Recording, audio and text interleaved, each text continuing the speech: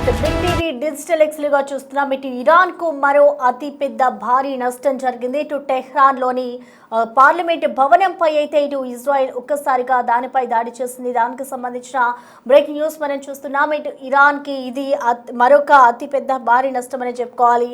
మొన్న ఇటు సరిగ్గా పార్లమెంట్ భవనంపైనే వైమానిక దాడులు చేస్తుంది ఇజ్రాయెల్ దళాలు. అయితే మిసైళ్ల వర్షం కురిపించింది ఇజ్రాయెల్ సైనిక విమానాలు. పాత భవనంపైనే ప్రస్తుతం దాడి జరిగినట్లుగా కూడా ప్రచారం అందుతోంది. ఇటు నష్టం ఎంతవరకు ఉందని దానిపై ఇంకా క్లారిటీ ఇవ్వని అధికారులు ఇటు యుఎస్ జెండాలను పార్లమెంట్లో ఇరాన్ ఎంపీలు తగిలిపెట్టిన పరిస్థితి కనిపిస్తోంది. ఇరాన్ జెండాలను కాళ్లతో తొక్కుతూ కూడా వాళ్ళంతా నిరసన వ్యక్తం చేస్తున్నారు. అయితే ఆ కొద్దిసేపటికి పార్లమెంట్ భవనంపై అయితే దాడి చేశారు. అంటే చూసుకోవచ్చు, గత 3-4 రోజుల నుంచి కూడా ఇటు ఇరాన్ పై అయితే ఇజ్రాయెల్ అమెరికా దాడులు చేస్తూనే ఉంది. సో వీళ్ళు ఒకరిపై ఒకరు విరుచుకుపడుతూనే ఉన్నారు. సో మరొక వైపు మొన్న వాళ్ళ అధ్యక్షుడు కూడా చనిపోయాడు. ఇటు ఖమేనీ మృతి తర్వాత ఇటు యుద్ధం ఆగే ప్రసక్తే లేదు అంటూ కూడా వాళ్ళు ఇరాన్ అయితే ప్రకటించింది. సో ఇప్పుడు మరొకసారి ఇరాన్కి ఇది మరో అతిపెద్ద భారీ నష్టంగానే చెప్పాలి.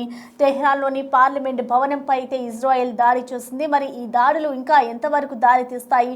ఒకవైపు మిసైళ్ల వర్షం కురిపిస్తూనే ఉంది. అయితే ప్రజెంట్ ఇటు ఇరాన్కి సంబంధించిన పాత భవనంపై అయితే దాడి చేయడంతో వాళ్ళంతా ఇంకా రగిలిపోతున్నారని ఉన్నారు. అయితే పార్లమెంట్ భవనం సరిగ్గా దానిపైన ఇటు వైమానిక దాడులు చేస్తుంది ఇజ్రాయెల్ దళాలు. ఇటు మిసైళ్ల వర్షాన్ని కూడా ఇజ్రాయెల్ సైనిక విమానాలు వర్షం కురిపించిన సిచ్యువేషన్ కనిపిస్తూ ఉంది. అయితే పాత భవనం పైనే ప్రస్తుతం ఈ దాడి జరిగినట్లుగా కూడా ప్రచారం జరుగుతోంది. అయితే దీనికి సంబంధించి ఎంత మేర నష్టం వాటిల్లింది అని దానిపై అయితే ఇరాన్ అధికారులు ఇంకా క్లారిటీ ఇవ్వలేదు.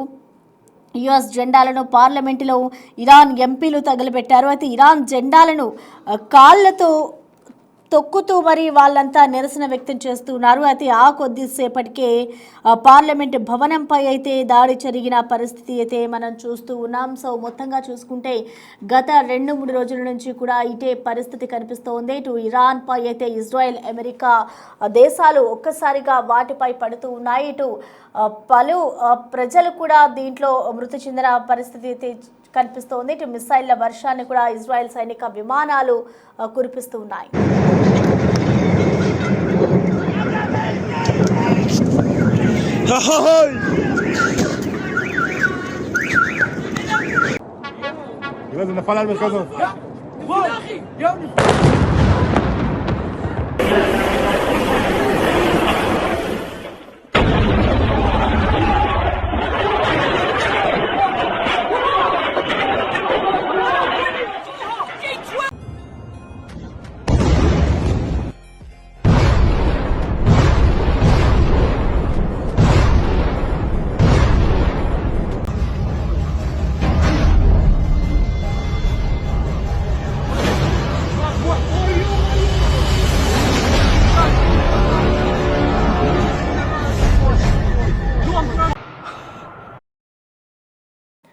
ఇరాన్కు మరో అతిపెద్ద భారీ నష్టం కలిగింది. ఇటు పార్లమెంట్ భవనంపై అయితే ఇజ్రాయెల్ ఒక్కసారిగా దాడులు చేసింది. దీనికి సంబంధించిన మరిన్ని అప్డేట్స్ అందించేందుకు అసిస్టెంట్ ఎడిటర్ రామ్దాస్ మనకి లైన్లో అందుబాటులో ఉన్నారు. రామ్దాస్.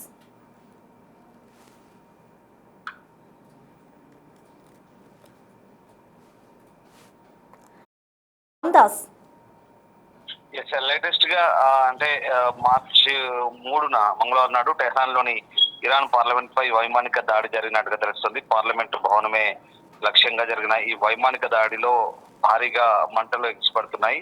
పార్లమెంట్ భవనం కొంతమేరకు ధ్వంసమైనట్టుగా కూడా తెలుస్తుంది. దీనిపై ఇరాన్ నుంచి ఇంకా ఎట్లాంటి అధికారిక ప్రకటన అయితే చేయలేదు. మరోవైపు గల్ఫ్ దేశాలపై ఇరాన్ దాడులు అయితే కొనసాగుతున్నాయి. రియాద్ లోని అమెరికా ఎంబసీపై ఇరాన్ డ్రోన్ అటాక్ చేసింది. అంతేకాకుండా ఇరాక్ లోని ఎర్బిల్ లో యుఎస్ స్థావరాలపై దాడులు చేసింది. ఎర్బిల్ లోని యుఎస్ ఎయిర్ బేస్ పై డ్రోన్ దాడి జరిగినట్టుగా ఇరాన్ ప్రకటించింది.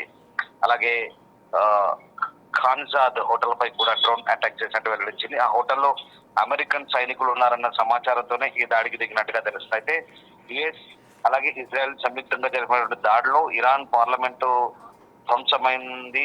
అలాగే అక్కడి నుంచి మంటలు ఎగిసిపడుతున్నాయన్న వార్తలకు సంబంధించి ఇంకా ఎలాంటి నిర్ధారణ లేదంటే ఐఆర్జీసీ సంబంధించినటువంటి బలగాలు ఏవైతే ఉన్నాయో దాని గురించి కీలక ప్రకటన చేయాల్సి అయితే ఉంది. ఒకవేళ నిజంగా అలాంటి దాడి కనుక జరిగితే దానికి సంబంధించినటువంటి టెహ్రాన్ ఇరాన్ పార్లమెంట్ భవనంపై దాడి జరిగిందనే అంశాలకు సంబంధించి ఫార్స్ న్యూస్ ఏదైతే ఇరాన్ బేస్డ్ ఫార్స్ న్యూస్ అయితే అక్కడ కొన్ని వార్తలు అయితే ప్రచురిస్తుంది. అయితే ఈ సంఘటన గురించి ఇంకా పూర్తి అంశాలు అయితే రావాలి. అలాగే అధికారులు పరిస్థితిని ఎప్పటికప్పుడు పరిశీలిస్తున్నారు, గమనిస్తున్నారు. ఈ దాడి ప్రాంతంలో భద్రత గురించి కూడా అక్కడ ఎట్లా ఉందనేది కూడా ఇంకా పూర్తి సమాచారం తెలియాల్సి ఉంది. అలాగే ఈ ఘటనకు సంబంధించి ఇంకా IRGC అయితే ఇరాన్ రెవల్యూషనరీ గార్డ్స్ కార్ప్స్ అయితే ఎట్లాంటి అనౌన్స్మెంట్ అయితే చేయలేదు, స్టేట్మెంట్ కూడా ఇవ్వని పరిస్థితి. అయితే పార్లమెంట్ పై దాడి అయితే జరిగింది. ఖచ్చితంగా భారీగా మంటలు ఎగసిపడుతున్నాయనేది అంతర్జాతీయ మీడియా కథనాలు కూడా వస్తున్న పరిస్థితి కనబడుతోంది.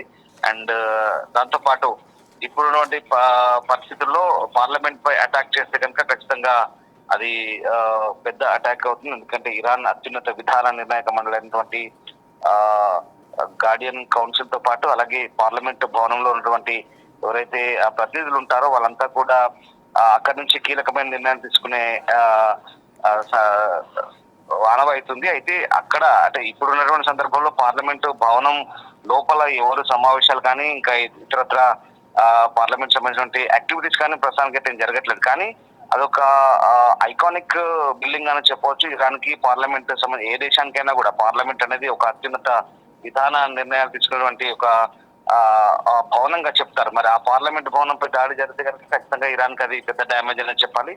అండ్ ప్రస్తుతానికి అయితే అంటే కొంత భాగం దెబ్బతింది, దాని నుంచి మంటలు వస్తున్నాయని చెప్తున్నాను. అంటే డెఫినెట్ గా ఇరాన్ పై ఇజ్రాయెల్ స్ట్రైక్ చేస్తుందంటే ఖచ్చితంగా అన్ని ముఖ్యమైన భవనాలు లేదా టార్గెట్లని వాళ్ళు ఎంచుకున్నారు. ప్రధానంగా బ్రిగేడియర్ ఆఫీసర్స్ ని టార్గెట్ చేసుకున్నారు. అంతెందుకు అసలు అధ్యక్ష భవన సముదాయాన్ని టార్గెట్ చేసుకుని తొలుత అధ్యక్ష భవనంలో ఉన్నటువంటి సైనిక జనరల్నే వాళ్ళు మట్టుబెట్టిన పరిస్థితి. ఇంకా పార్లమెంట్ భవనం అలాగే దాంతో పాటు ముఖ్యమైన కీలక అధికారుల కార్యాలయాలు అలాగే ఇంటెలిజెన్స్ ఆఫీస్ ని కూడా ఇంటెలిజెన్స్ హెడ్ క్వార్టర్స్ కూడా వాళ్ళు టార్గెట్ చేసి ఇద్దరు ఇంటెలిజెన్స్ సీనియర్ ఆఫీసర్స్ ని కూడా మట్టుబెట్టినట్టుగా తెలుస్తుంది. అంటే ప్రధానంగా టెహ్రాన్ తో పాటు దక్షిణ ఉత్తర ఇరాన్ వ్యాప్తంగా కూడా భీకరమైన దాడులు అయితే కొనసాగుతున్నాయి. ఇంకొక నెల పాటు దాడులు జరగొచ్చంటూ అమెరికన్ ప్రెసిడెంట్ అనౌన్స్ చేస్తున్న పరిస్థితి మనకు కనబడుతుంది. అంటే పూర్తి స్థాయిలో దాడులు ముగిలేదు, ఇంకా ఇరాన్ దాడులకు వచ్చేదాకా.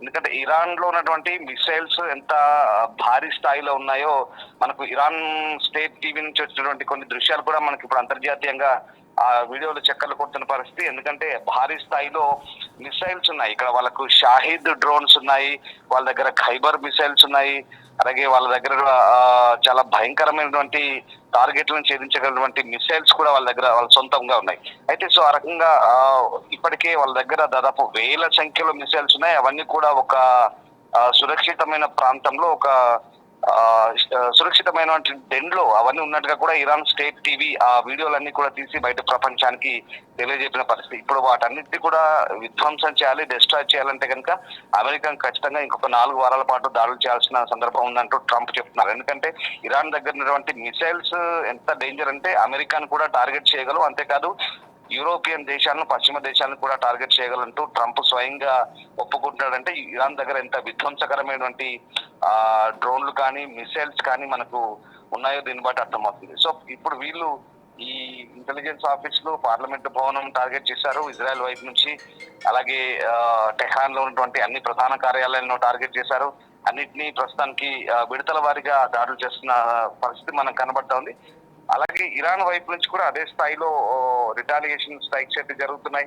ప్రధానంగా గల్ఫ్ దేశాలలో ముచ్చెమటలు పట్టిస్తున్నారు. గల్ఫ్ దేశాలను అయితే అతలాకుతలం చేస్తుంది. ఈ సిచ్యువేషన్ అంతా కూడా మిడిల్ ఈస్ట్ ని ముఖ్యంగా మధ్యప్రాచ్యాన్ని కంటి మీద కొనుక్కులు లేకుండా చేస్తుంది. కువైట్, ఖతర్, UAE, బహ్రెయిన్ వంటి గల్ఫ్ దేశాలపై దాడులు జరగడంతో అక్కడ ఉద్యోగాలు చేస్తున్న లక్షలాది మంది మన తెలుగు వారు కూడా భయాందోళనతో గడుపుతున్నారు. ఆకాశంలో పేలుళ్ల దృశ్యాలను చూసి ఇక్కడ కుటుంబ సభ్యులు కూడా క్షణక్షణం భయంతో కాలం వెల్లదీస్తున్న పరిస్థితి కనబడుతుంది. ఈ సమయంలోనే మరి మోదీ ఇజ్రాయెల్ ప్రధానితో కూడా మాట్లాడారు. అక్కడ పరిస్థితిని ఎప్పటికప్పుడు అడిగి తెలుసుకుంటున్న పరిస్థితి కనబడుతుంది. ఇక మరోవైపు దుబాయ్ లో పరిస్థితులు కూడా బాగాలేవు. పూర్తిగా దుబాయ్ లో ఉన్నటువంటి ప్రధాన అంటే అమెరికన్ ఎంబసీలతో పాటు అక్కడ ఎయిర్ బేస్ ని టార్గెట్ చేసుకున్నామని చెప్తున్నప్పటికీ కూడా బుర్జ్ అరబ్ హోటల్ ను వాళ్ళు టార్గెట్ చేశారు. బుర్జ్ ఖలీఫా కాదు, చాలా మంది బుర్జ్ ఖలీఫా అంటున్నారు కానీ బుర్జ్ ఖలీఫా కాదు, బుర్జ్ ఖలీఫాను ఆనుకున్నటువంటి బుర్జ్ అరబ్ హోటల్ ని వాళ్ళు టార్గెట్ చేశారు. సో దాంతో ఆ డ్రోన్స్ ని ఇంటర్సెప్ట్ చేసిన కూడా పరిస్థితి కనబడుతుంది. అలాగే ఒక అమెజాన్ డాటా సెంటర్ ని కూడా డిస్ట్రాయ్ చేశారు ఇరాన్ వైపు నుంచి వచ్చిన మిసైల్స్. దీంతో అమెజాన్ డాటా సెంటర్ నుంచి పూర్తిగా ఇప్పుడు ఆ డాటా అంతా కూడా నిర్వీర్యం అయిపోయింది. అక్కడంతా కూడా ఇంకా పరిస్థితులు సర్దుమణిగిన పరిస్థితి కనబడుతుంది. అలాగే దుబాయ్ ఎయిర్పోర్ట్ ని కూడా వాళ్ళు అటాక్ చేశారు. దుబాయ్ ఎయిర్పోర్ట్ మూతపడంతో అక్కడ కూడా పరిస్థితులన్నీ కూడా చాలా ఇబ్బందికరంగా మారాయి. అలాగే దాంతోపాటు సౌదీలోని రియాద్ ఎయిర్పోర్ట్ కూడా అక్కడ నుంచి ఇబ్బంది పడుతున్న పరిస్థితి కనబడుతుంది. అక్కడ కూడా స్ట్రైక్ చేసిన పరిస్థితి. కానీ ఇప్పుడిప్పుడే అబుదాబి నుంచి ఫ్లైట్లు స్టార్ట్ అయ్యాయి. చెన్నైకి, ఢిల్లీకి, అలాగే ముంబైకి, ప్రస్తుతానికైతే దుబాయ్ నుంచి ఫ్లైట్లు ప్రారంభమయ్యాయి. ఇప్పటికే నిన్న సాయంత్రం నుంచి ఆ ఫ్లైట్లు ప్రస్తుతం భారత్ కు వస్తున్న పరిస్థితి. మరోవైపు మస్కట్ నుంచి కూడా ఢిల్లీకి ఫ్లైట్లు వచ్చాయి. సో ఆ రకంగా కొంత మధ్యప్రాచ్యం నుంచి ఇప్పుడిప్పుడే ఎయిర్పోర్ట్లు కానీ అక్కడ నుంచి ఈ విమాన సర్వీసులు కానీ కొంత మేరకు పుంజుకున్న పరిస్థితి, మళ్ళీ కొంత మేరకు సర్దుబాటు అవుతున్నాయి. అంటే అది కూడా భయంగా చాలా జాగ్రత్తగా విమానాలను షెడ్యూల్ చేస్తున్నారు. విమాన రాకపోకల సంబంధించి కూడా ఎప్పటికప్పుడు అలర్ట్స్ జారీ చేసిన పరిస్థితి కనబడుతుంది. సో ఆ రకంగా అంటే ప్రస్తుతం ఉన్నటువంటి పరిస్థితుల్లో భారత్ నుంచి ఇతర దేశాలకు, పశ్చిమ దేశాలకు వెళ్లే ఫ్లైట్లన్నీ కూడా ఉజ్బెకిస్తాన్ లేదా కజకిస్తాన్ నుంచి ఇటువైపుగా మళ్ళుతున్నాయి. మిడిల్ ఈస్ట్ వైపు నుంచి ఏ ఒక్క విమానం కూడా పోని పరిస్థితి కనబడుతుంది. మనం ఒక్కసారి ఆ ఎయిర్ ట్రాఫిక్ సంబంధించిన మ్యాప్లు చూస్తే కనుక మిడిల్ ఈస్ట్ నుంచి అసలు ఎక్కడ ఒక విమానం ఎగిరినట్టుగా ఈ 3 రోజుల్లో దాదాపు 72 గంటల్లో ఎక్కడ ఒక విమానం ఎగిరినట్టుగా కూడా లేదు. ఎందుకంటే పూర్తి స్థాయిలో ఎయిర్ స్పేస్ ని మూసివేశారు, నోటం జారీ చేశారు. ఆయా ప్రాంతాల నుంచి కూడా గగనతలాలను మూసివేయడంతో కాస్త ఇబ్బందికర పరిస్థితులు ఉన్నాయి. సో ఆ రకంగా ప్రస్తుతం ఉన్న పరిస్థితుల్లో మరి ఇక్కడ మన వాళ్ళు చిక్కుకున్నారు. వాళ్ళందరినీ కూడా తీసుకొచ్చేందుకు మన ప్రభుత్వం కూడా ఎవరైతే రావాలనుకుంటున్నారో వాళ్ళందరినీ తీసుకొచ్చేందుకు కూడా ఏర్పాటు చేస్తుంది. మన విదేశాంగ శాఖ కూడా అధికారులతో ఎప్పటికప్పుడు మాట్లాడుతున్న పరిస్థితి కనబడుతుంది. సో ఇరాన్కి వచ్చేసరికి ఇరాన్ లో ప్రస్తుతం అయితే పరిస్థితులు చాలా దారుణంగా ఉన్నాయి. ఇంకా మరోవైపు ఇందాక నేను చెప్పినట్టుగా ఎర్బిల్లోని యుఎస్ ఎయిర్ బేస్ పై కూడా డ్రోన్ దాడి జరిగింది. అలాగే ఈ హోటల్లో ఎవరైతే ఇరాన్ విదేశాంగ మంత్రి అబ్బాస్ అరాక్చి ఇచ్చిన స్టేట్మెంట్ ఏంటంటే అమెరికన్ సోల్జర్స్ అంతా కూడా హోటల్లో దాక్కుంటున్నారు, హోటల్లో బస చేస్తున్నారు, వాళ్ళని టార్గెట్ గా మేము వాటిపై దాడి చేస్తాం తప్ప మాకు అక్కడి స్థానికంగా ఉన్నటువంటి వ్యాపార వాణిజ్యాలు కానీ సివిలియన్స్ కానీ మా టార్గెట్ కాదంటూ చెప్తున్నప్పటికీ కూడా దాడుల తీవ్రత ఏంటంటే గురి తప్పుతున్నాయి. ప్రధానంగా అక్కడ ఉన్నటువంటి నివాస సముదాయాలపై కూడా పడుతున్న పరిస్థితి. దీంతో స్థానికంగా ఆ ప్రాంత ప్రజలు ఇబ్బంది పడుతున్నారు. ఇప్పటికే మనకు తెలిసిందే 6 దేశాలన్నీ కూడా కలిసి జాయింట్ గా ఒక ప్రెస్ కాన్ఫరెన్స్ ఏర్పాటు చేశాయి. సంయుక్త కుటుంబంగా ఏర్పడి ఇరాన్ దాడులను ఖండిస్తూ అవసరమైతే తమను తాము ఆత్మరక్షణ కోసం తిరిగి దాడులు చేసేందుకు కూడా సిద్ధమంటూ వాళ్ళంతా కూడా ప్రకటిస్తున్న పరిస్థితి. అంటే ఇటు రియాద్ లో అమెరికా ఎంబసీపై ఇరాన్ డ్రోన్ల దాడికి సంబంధించి కూడా డొనాల్డ్ ట్రంప్ స్పందించారు.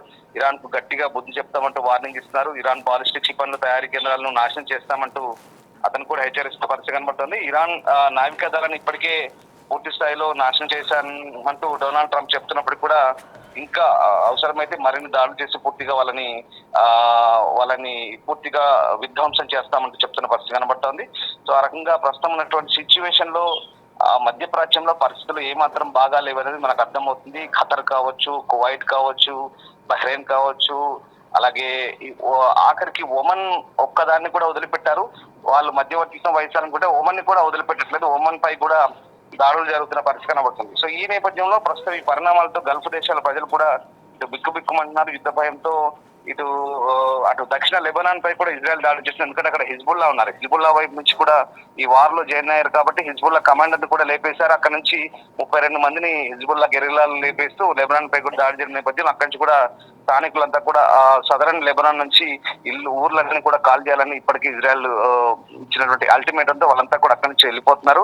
ముఖ్యంగా బీరూట్, సైడాన్, మౌంట్ లెబనాన్, ట్రిపోలి వంటి ప్రాంతాలకు ప్రయాణిస్తున్నారు. జనం ఒక్కసారిగా రావడంతో రోడ్లన్నీ కూడా కిక్కించిపోతున్న పరిస్థితి కనబడుతుంది. ఇక వేల సంఖ్యలో వాహనాల్లో జనాలు వెళ్ళిపోతుండడం ఆ దృశ్యాలన్నీ కూడా కలిసివేస్తాయి. అంటే ప్రాణాలు గుప్పిట్లో పెట్టుకుని వలస వెళ్లే క్రమంలో చాలా మంది దక్షిణ లెబనాన్ నుంచి తీవ్ర అవస్థలు పడుతున్న పరిస్థితి కనబడుతుంది. సో ఓవరాల్ గా ఈ మొత్తం యుద్ధం ఏంటంటే కేవలం ఇది ఇరాన్, ఇజ్రాయెల్, అమెరికా వారే కాదు, గల్ఫ్ దేశాలను మొత్తం కుదిపేస్తుంది. ఇంకా మనకు చెప్పాలంటే సౌదీలోని అరాంకో రిఫైనరీ, అదొక ఆయిల్ రిఫైనరీ, అక్కడ చాలా మంది వేల సంఖ్యలో ఏవైతే లేబర్ కాంప్లెక్స్ లో పనిచేసే వాళ్ళంతా కూడా ఇప్పుడు బిక్కుమంటూ గడుపుతున్న పరిస్థితి కనబడుతుంది. ఆ క్యాంపుల్లో ఉన్న వాళ్ళంతా కూడా భయంగా గడుపుతున్నారు. ఆ అరాంకో రిఫైనరీని పూర్తిగా విధ్వంసం చేశారు. దీంతో అది మూసివేసిన పరిస్థితి కనబడుతోంది. మరోవైపు ఖతర్ కూడా లిక్విడ్ న్యాచురల్ గ్యాస్ ని కూడా పూర్తిగా నిలిపివేసింది. ఉత్పత్తులు ఏవైతే చమురు ఉత్పత్తులు ఉన్నాయో వాటి ప్రొడక్షన్ కూడా పూర్తిగా ఆపేసింది. దీంతో ఇప్పుడు చమురు ధరలు కూడా రెక్కలొచ్చే అవకాశం ఉంది. అంతర్జాతీయంగా కూడా బ్యారెల్ చమురు ధర కూడా ఇప్పటికే $79 పైగా ఎగబాకిన పరిస్థితి కనబడుతుంది.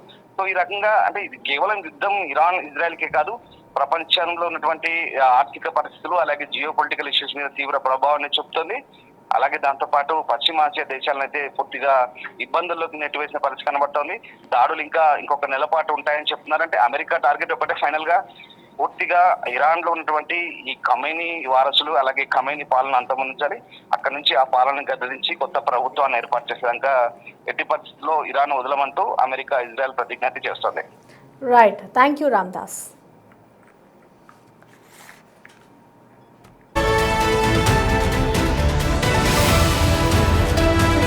ఇటు ఇరాన్కు మరో అతిపెద్ద భారీ నష్టం జరిగింది. టెహ్రాన్లోని పార్లమెంట్ భవనంపై అయితే ఇటు ఇజ్రాయెల్ దాడి చేస్తుంది. ఇటు గత 3-4 రోజుల నుంచి కూడా ఇటు ఇరాన్ పై అయితే దాడులు కొనసాగిస్తూనే ఉన్నారు ఇజ్రాయెల్ అండ్ అమెరికా. సో ఇప్పుడు చూసుకుంటే ఇరాన్ దాని ప్రతీకార చర్యగా కూడా ఇందులో వెనకడిగే వేసేది లేదు అంటూ కూడా ఇటు ఇరాన్ అయితే దాడులు మొదలుపెట్టింది. ఇటు దుబాయ్లోని కొన్ని ప్రాంతాల్లోని షార్జా అలాగే కొన్ని ప్రాంతాల్లో ఇటు తెలుగు వారు కూడా చిక్కుకుపోయారు. అలాగే ఇటు అమెరికా నుంచి ఏవైతే ఫ్లైట్స్ అన్ని కూడా రావాల్సి ఉందో అవి కూడా ఎయిర్పోర్ట్స్లోనే ఆగిపోయిన సిచ్యువేషన్ ఉంది. సో అక్కడే ప్రయాణికులంతా కూడా పడికాపులు కాస్తూ ఉన్నారు.